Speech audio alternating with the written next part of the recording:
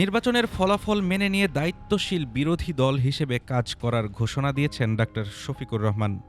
শুক্রবার দিবাগত রাত 1:44 সামাজিক যোগাযোগ মাধ্যম ফেসবুকে দেওয়া এক পোস্টে এ ঘোষণা দেন বাংলাদেশ জামায়াতে ইসলামীর আমির ডক্টর শফিকুর রহমান। ফেসবুক পোস্টে তিনি বলেন, শুরু থেকেই তারা একটি স্থিতিশীল ও কার্যকর গণতান্ত্রিক ব্যবস্থার প্রতি প্রতিশ্রুতিবদ্ধ ছিলেন এবং সেই অবস্থানেই এখনও অটল রয়েছেন। সামগ্রিক নির্বাচনী ফলাফলকে স্বীকৃতি দিয়ে আইনের শাসনের প্রতি শ্রদ্ধা জানান তিনি।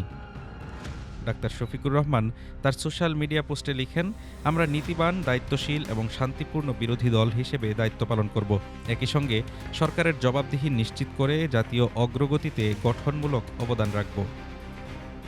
নেতাকর্মীদের উদ্দেশ্যে তিনি বলেন, অনেকেই হতাশ হলেও তাদের প্রচেষ্টা বৃথা যায়নি। এবারের নির্বাচনে ৭৭টি আসন নিয়ে সংসদে উপস্থিতি প্রায় ৪ গুণ বৃদ্ধি পেয়েছে বলে উল্লেখ করেন তিনি। আধুনিক বাংলাদেশের রাজনীতিতে নিজেদের অন্যতম শক্তিশালী বিরোধী ব্লক হিসেবেও দাবি করেন জামায়াত আমির। তিনি অতীতের উদাহরণ টেনে বলেন, ২০০৮ সালে বাংলাদেশ জাতীয়তাবাদী দল মাত্র ৩০টি আসনে নেমে এলেও দীর্ঘ পথ পাড়ি দিয়ে ২০২৬ সালে সরকার গঠন করেছে। গণতান্ত্রিক রাজনীতি একটি দীর্ঘ প্রক্রিয়া উল্লেখ করে ভবিষ্যতে মানুষের আস্থা অর্জন ও ক্ষমতাকে জবাবদিহির আওতায় আনার প্রত্যয় ব্যক্ত করেন তিনি। নির্বাচনের ফলাফল ঘোষণার পর রাজনৈতিক অঙ্গনে যখন নানা বিশ্লেষণ চলছে, ঠিক তখনই ফলাফল মেনে দায়িত্বশীল বিরোধী রাজনীতির ঘোষণা দিল জামায়াতে ইসলামীর আমির। এখন দেখার বিষয়, সংসদে তাদের ভূমিকা কতটা গঠনমূলক ও কার্যকর হয়।